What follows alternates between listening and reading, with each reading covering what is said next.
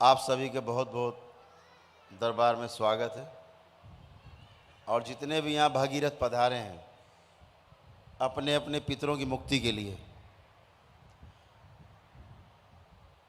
उन सभी को दरबार की ओर से बहुत बहुत आशीर्वाद, बाबा और माँ की ओर से बहुत बहुत आशीर्वाद कि ये पुण्य आपकी पीढ़ी में आपको मिलना था। जैसे भगीरथ को अपने पुरखों की मुक्ति का कारण बने, वो आधार बने और ये पुण्य उन्हें मिला, ऐसे ये पुण्य आपको मिलने जा रहा है कि आप अपने पितरों के, अपने कुल के उद्धार के लिए आधार बने हैं। आज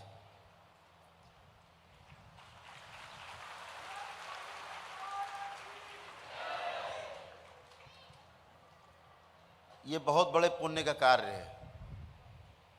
कोई भी व्यक्ति कहीं बंधक हो, हम देखते हैं तमाम पितृ अपनी मुक्ति के लिए इतना छटपटाते हैं, और जब आप उनकी नहीं सुनते, आप डॉक्टर के इलाज में तो कहीं इधर झाड़ फूंक में, कहीं टोना टुटका में, कहीं जादू टोना में लगे रहते हैं और वो गुस्साया करते हैं, तो फिर आपको दंड देते हैं, क्योंकि उन्हें मुक्ति का रास्ता नहीं मिलता। और करौली सरकार के बारे में जो व्यक्ति एक बार सुन लेता है, ध्यान रखना, दरबार के भक्त सुने ध्यान से, जो भी करौली सरकार के दरबार का नाम एक बार सुन लेता है, जो कभी आया ना हो दरबार में, उसे एक ना एक दिन उसके पितृ दरबार लेके जरूर आएंगे।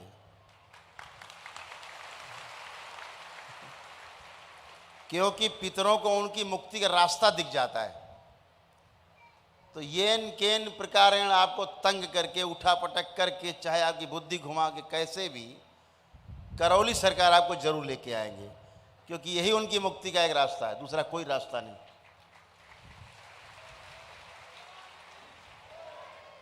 पितरों में भी कैटेगरी है। जो पितरों में कैटेगरी है वो क्या है?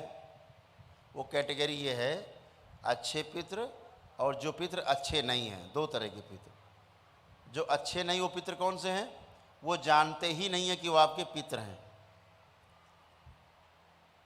बेहोशी में हैं।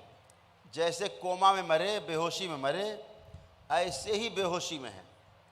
उन्हें पता ही नहीं कि आप उनके वंशज हो, तो उन्हें वही हरकत करनी जो प्रेत करते हैं। रेत प्रेत कोई होता नहीं है, ध्यान से समझ लीजिए आप, कोई प्रेत वरेत नहीं होता। प्रेत एक भाव है, प्रेत एक भाव है। चाहे गृहस्थ मरे और चाहे सन्यासी मरे, मरने के बाद उसको प्रेत भाव में रहना है। वो एक तरह का स्टेशन है। प्रेत भाव एक स्टेशन है अगले जन्म के लिए। बीच का गैप है जो हम अपना इंतजार करते हैं अपनी बारी का जन्म लेने का, वो एक प्रेत भाव है। तो जो लोग इनलाइटेंड नहीं होते, जैसे जो लोग दीक्षा लेते हैं दरबार से दीक्षा लेने वाले लोग प्रयास करके इनलाइटेंड हो जाते हैं, मतलब बुद्ध वाली श्रेणी में आ जाएं, कुंडलिनी जागृत हो जाए, आपको दूसरों को लगे कि बड़ा अलौकिक है ये। तो ये जितना भी है, ये इसलिए आपको मैं बता रहा हूं कि इस प्रक्रिया से आपको गुजरना है। अभी आप जीते जी अपने को मोक्ष पा जाएं, जिसे मोक्ष कहा गया, दुखों के बंधन से मुक्ति।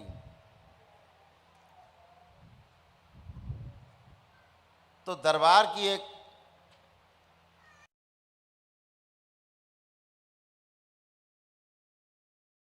ध्यान करने के लिए सबसे बड़ी आवश्यकता है कि आप वर्तमान में बने रहें, और ऐसा आप कंटिन्यू बने रहते हैं वर्तमान में, वही ध्यान है। अभी क्या बैठे यहाँ हैं, सोच रहे हैं बम्बई की, बैठे यहाँ हैं सोच रहे हैं पत्नी के बारे घर में, तो ये ध्यान नहीं है, ये ध्यान नहीं कर रहे आप। तो दरबार क्या सिखाता है? जब आप अगली प्रक्रिया में जाते हैं अच्छे होकर के, ब्लैक मैजिक कट के, स्मृतियाँ कट के, दीक्षा होती है, दीक्षा वाले जो भक्त हैं वो ध्यान में जा सकते हैं। अभी उन सबकी क्लास चला करेंगी स्वयं की मुक्ति के लिए। जब आपका भूतकाल बंद कर दिया जाए देखना और भविष्य को भी देखना बंद कर दिया जाए ध्यान के समय, तो आप बाहर जाने का उपाय नहीं, केवल वर्तमान में रहने के अलावा। और फिर आप जब ध्यान करते हैं ईश्वर का, तो आपका ध्यान होता है, वही ध्यान है। तो एक प्रक्रिया है, धरती में आपके दरबार में ये शक्ति है। अभी जितने लोग यहाँ बैठे हैं, ये दरबार आपका भूतकाल और भविष्य दोनों बंद कर सकता है एक सेकेंड में। ना भूतकाल के बारे में को देख पाओगे, ना भविष्य के बारे में देख पाओगे, देख ही नहीं सकते, कितनी कोशिश कर लो देख ही नहीं सकते। तो जब देख नहीं सकते तो क्या होगा, भी वर्तमान में बना रहना पड़ेगा, तो जल्दी ध्यान होगा। तो ध्यान करके मोक्ष पाने का जो समय है, जो कई पीढ़ियों में आपको नहीं मिलता, यानी कई आपके जन्म हो जाते हैं, सैकड़ों जन्म, फिर भी मोक्ष नहीं मिलता।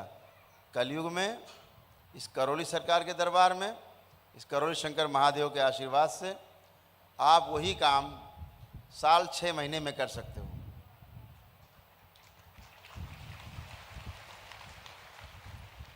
कि आपको सब अच्छा अच्छा और साफ साफ दिखने लगे, जो भी जैसा है वैसा प्रकृति में आपको दिखाई देने लगे, ट्रांसपेरेंट शीशे की तरह। वो एक प्रक्रिया है। अभी आने वाली गुरु पूर्णिमा को, जो 13 जुलाई को है, गुरु पूर्णिमा है 13 जुलाई की, तो 3 दिन कार्यक्रम रहेंगे, 12, 13 और 14 को कार्यक्रम यहाँ होंगे। और गुरु पूर्णिमा होगी, जो पुराने भक्त दरबार के जो दीक्षा ले चुके हैं वो भी शामिल होंगे, जिन्हें दीक्षा लेनी है वो भी शामिल होंगे। एक विशाल कार्यक्रम होगा।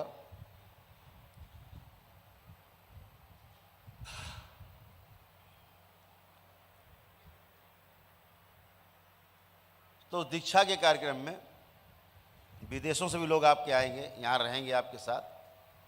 तमाम हमारे राजीव जी जो है, वो उनकी सब जो टोली है पूरी, वो तमाम अंग्रेज जो मित्र हैं वो भी सब यहाँ रह करके लगभग 1-1 महीने तक और ध्यान के सागर में गोते लगाएंगे। वो इसलिए गोते लगाएंगे कि उन्होंने देख लिया, झलक देख ली है कि कैसे हम इससे पार जा सकते हैं, मोक्ष कैसे प्राप्त हो सकता है। जो धरती में भी कोई उपाय नहीं है, वो करौली सरकार के दरबार में उन्हें दिख गया है कि हम कैसे मुक्ति पा सकते हैं, जीते जी मुक्ति पा लें, है ना। तो वो मुक्ति दूसरी है जो पितरों को मिलने जा रही है। वो कौन सी मुक्ति है? प्रेत योनि से मुक्ति, शिवलोक में स्थान। और जब आप ध्यान और साधना के द्वारा मुक्ति पाएंगे तो वो 84 लाख योनियों से मुक्ति है। दोबारा इस धरती पे जन्म नहीं लें, देव योनि में चले जाएं सीधे। तो ये सब हो पाता है कब? जब आपके पितृ मुक्त हो जाते हैं तब। अगर आपके पितृ मुक्त नहीं हैं, ध्यान कर लीजिएगा, समझ लीजिएगा, आपकी मुक्ति किसी प्रकार से संभव नहीं है। भगवान परशुराम को भी नहीं मिली। अपने पिताश्री, उनके पूर्वजों की जो स्मृतियां थी, मुक्ति तो दिला दी उन्होंने पितरों को। पितृ तो परशुराम जी के मुक्त हो गए, वो तो महान ऋषि थे जब शरीर में थे। अभी तो आपके दरबार में हमारी आपको बात को सुन रहे हैं, वो यहीं उपस्थित हैं, आप सबको आशीर्वाद दे रहे हैं, यहीं पे हैं। अभी आप सबको मुक्त करेंगे समस्याओं से। वो तमाम पूरे देव योनि के लोग, सारे चिरंजीवी यहाँ पे इकट्ठे हैं, सारे देवी देवता, यक्ष गंधर्व, सभी लोग जो आपकी सेवा के लिए आतुर है, सभी देवी देवता, सब, सारी माताएं, भगवान भोलेनाथ स्वयं, सबकी उपस्थिति है। और ये आपके पितरों की मुक्ति के लिए केवल है। पितरों की इतनी लंबी लाइन लगी, हम आपको किलोमीटर में नहीं बता सकते, ठीक है, क्योंकि वो लाइन आकाश में है, वहाँ नापा नहीं जा सकता कुछ। तो सब मुक्ति के लिए आतुर हैं। तो जो एक व्यवस्था है, जब गुरु पूर्णिमा आएगी 13 जुलाई को, तो उसमें भी हर पूर्णिमा में दीक्षा होती है यहाँ। क्यों होती है? ताकि जो लोग अब पितरों से मुक्ति पा चुके हैं, पितृ अपनी मुक्ति पा चुके हैं, अब वो खाली हुए हैं, तो उन खाली जगह को एक अच्छा स्थान दिया जाए, अच्छी अच्छी स्मृतियाँ दी जाएं, अपना स्वयं का अच्छा कर सकें, अपने किए कर्म भोग स्वयं काट सकें, उनकी गंदगी जा सके, सांप की गंदगी जाए। कौन सी गंदगी? जो रोज़ आप इकट्ठा करते हैं, डेली उल्टा सीधा सोच के, उल्टा सीधा करके, तो डेली का डेली कटती रहे और आपका बैंक अकाउंट अच्छाई का बढ़ता रहे और आपका जो गंदगी है पास भी ना आए, परिवार की भी सुरक्षा आप कर पाएँ।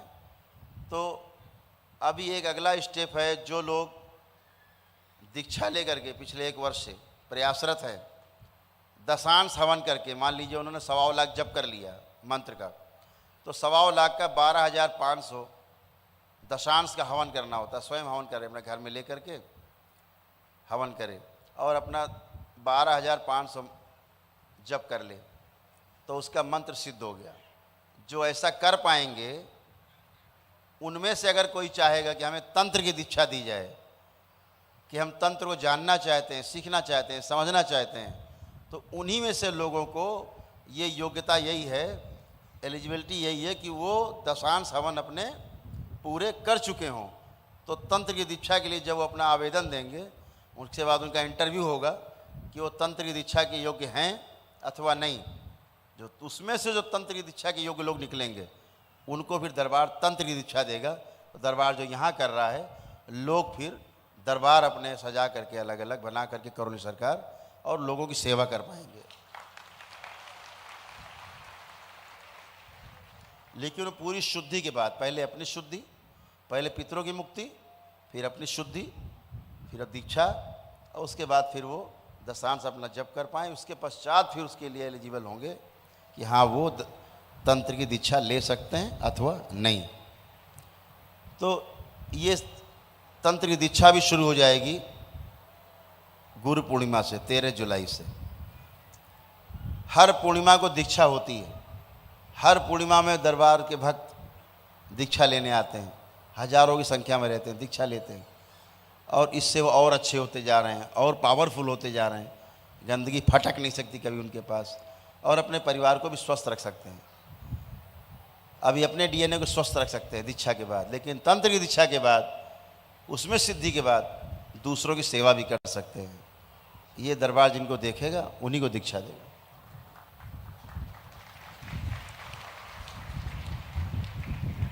तो जो विद्या दरबार में हैं, उनका फैलाव हो, शक्तियों का फैलाव हो और मानव जाति को राहत मिले। हम लोग रात रात भर, कभी कभी सवेरा हो जाता है, सब बच्चे बैठे ही है, कभी कभी सवेरा हो जाता है, दुनिया भर की गंदगी को साफ करते रहते हैं। तथा कथित बड़े बड़े जो स्थान हैं, मंदिर कहे जाते हैं, लोग जाते हैं, वहाँ कोई देवी देवता नहीं है। आप माने हुए हैं कि देवी देवता हैं, वहाँ जाकर के और आप कष्ट में चले जाते हैं और फंस जाते हैं, और समस्या घटने के स्थान पे बढ़ जाती है। जैसे यहाँ बैठे तमाम लोग, वो लोग हाथ उठाएं जो लोग बालाजी गए हैं, मेहंदीपुर बालाजी, हाथ उठाएं, उठाइए, नहीं संकोच, उठाइए हाथ, कोई संकोच नहीं। देखिए सारे हाथ उठ रहे हैं, नीचे कर लीजिए, नीचे कर लीजिए।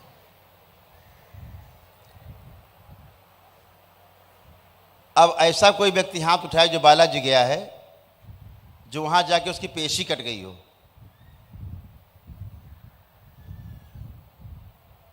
एक भी हाथ नहीं उठ रहा, एक पेशी नहीं कटती। जिंदगी भर आदमी जा जाके वहां खेला करता है बस। बोले गए, बड़े बड़ा खेले भाई, वहां क्या किया, बोले पत्थर रख लिया अपने ऊपर, बड़े मजे भाई। खेल खाल के, जैसे बच्चे बाहर खेलने जाते हैं, खेल खाल के फिर वापस आ गए और घर में बैठ के फिर गुर्रा रहे हैं, मार डालेंगे, खा जाएंगे। ये खेल जिंदगी भर चलता रहता है। मेला चल रहा, वहां मेला मेला चला जा रहा है, कुछ नहीं मिल रहा है। ये जादू टोना करने वाले, छू छा करने वाले, पेशी के वीडियो दिखाने वाले, ये पेशी आई है करके, हाँ भाई ठीक कर दिया, जाओ जाओ जाओ जाओ जाओ, चलो चलो, कोई ठीक वीक नहीं होता। पेशियां कटती हैं सामूहिक।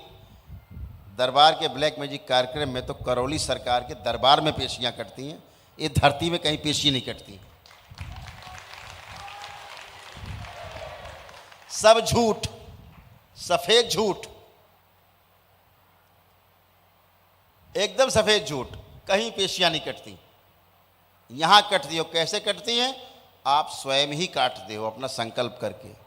आपने संकल्प किया और आपकी पेशी कटी अपने आप।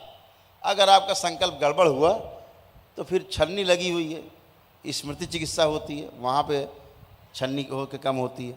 वहाँ भी अगर आप संकल्प नहीं कर पाए तो फिर मेरे सामने आना होता है। कुल मिला के आपको शुद्ध होना है, पवित्र होना है, हर तरह से अच्छे होना है। यही दरबार का उद्देश्य है। इस दरबार का उद्देश्य इतना नहीं कि भूत प्रेत आपके हटाए जाएं। यहाँ भूत प्रेत की बात ही नहीं होती। इतने लोग बैठे, किसी से भूत प्रेत की चर्चा हुई आज तक? अगर चर्चा हुई हो तो हाथ उठाएं। अगर हमने किसी से कोई भूत प्रेत की चर्चा की हो, कोई चर्चा की हो भूत प्रेत की, कभी नहीं करते, क्योंकि भूत प्रेत है ही नहीं। भूत प्रेत नाम की कोई वस्तु होती नहीं है। भूत का मतलब उतना ही है कि भूतकाल में जो थे अब नहीं है, इतना ही है। उसमें पितृ भी आ गए, उसमें देवता भी आ गए, उसमें सुर असुर दैत्य दानव सभी आ गए। तो भूत नाम की कोई वस्तु नहीं है। आपका क्रिएशन है, दिमाग का, आपकी ब्रेन की उपज है। दूसरे का पितृ आपके यहाँ आ गया, घुस गया, आप उसे भूत कहते हो। आपका पितृ दूसरे में घुस जाए, उसे वह भूत कहते हैं। ये पितृ ही हैं, पितृ के अलावा कुछ भी नहीं है। मामला केवल इतना है ज्ञान और अज्ञानता का। जैसे शरीर रहते ज्ञान और अज्ञानी थे, शरीर ना होने के बाद भी वही ज्ञान और अज्ञान बना रहता है। तो इसलिए जितना आप लोग पहले आए, अभी देखो मैं आपसे पूछता हूँ, जितने लोग दरबार नहीं आए थे पहले, शुरू में आए नहीं थे, आप लोग दरबार जब नहीं आए थे तब भूत प्रेत से डर लगता था? लगता था भूत प्रेत से डर? हाथ उठाए, हाथ उठा ले निसंकोच। डर लगता तो हाथ उठाए भूत प्रेत से। जिनके हाथ नहीं उठाए वो नहीं डरते थे क्या? कितने हाथ उठ रहे हैं? तो भूत प्रेत से डर लगता था। हाथ नीचे करें। अब इतने लोग यहाँ बैठे हुए हैं, अब किसको भूत प्रेत से डर लग रहा है? किसी को नहीं लगता। अब एक हाथ नहीं उठ रहा आपका, तो किसी को डर नहीं लगता। क्यों नहीं लग रहा डर? क्योंकि आप जान गए कि कोई भूत प्रेत की औकात, हैसियत नहीं होती, कुछ नहीं होता। एक थप्पड़ मारो, एक को मारो, 100 मर जाते हैं। ए भूत प्रेत की कोई हैसियत नहीं।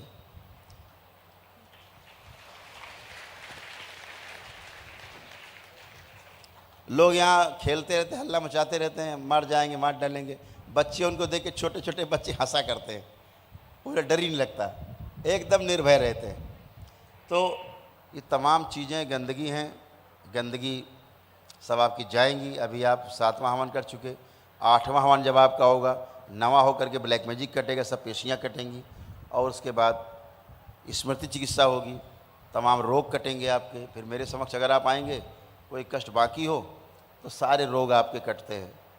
चिकित्सा होती, सर्जरी होती है, आपने देखा होगा वीडियो में, तुरंत का तुरंत सर्जरी होती है ना। तो ये सब दरबार की आपकी शक्तियाँ जो आपके लिए है, निरंतर शक्तियाँ खुलती थी हर महीने। आज दरबार आपका वहाँ खड़ा है जहाँ रोज़ 10-20 शक्तियाँ खुलती हैं।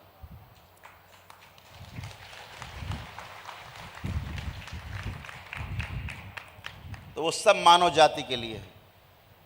तो इस दरबार को जब सजाया हमारे परम पूज्य गुरुदेव पंडित श्री राधा रमण जी मिश्र ने, और हमारी गुरु माता माँ कामरू कामाख्या ने जब इस दरबार को सजाया, तो लोगों को अंदाज़ा भी नहीं था कि करौली सरकार के दरबार में इतनी बड़ी बड़ी शक्तियाँ खुलेंगी और मानव जाति का इतना बड़ा कल्याण होगा। आज हॉल में तिल रखने की जगह नहीं है, बाहर हॉल भरा हुआ है। बाहर का जो हॉल है 100 फीट बाई 200 फीट का लंबा चौड़ा, 20,000 फीट का भरा हुआ है।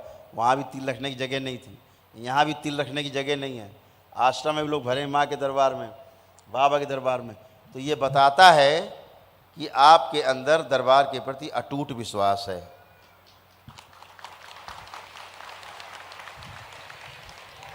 ये जहाँ भीड़ें जाती, मेला लगा के पहुँचे, हल्ला मचाते हुए, जयकारा मारते हुए चले आए, चले गए चले गए।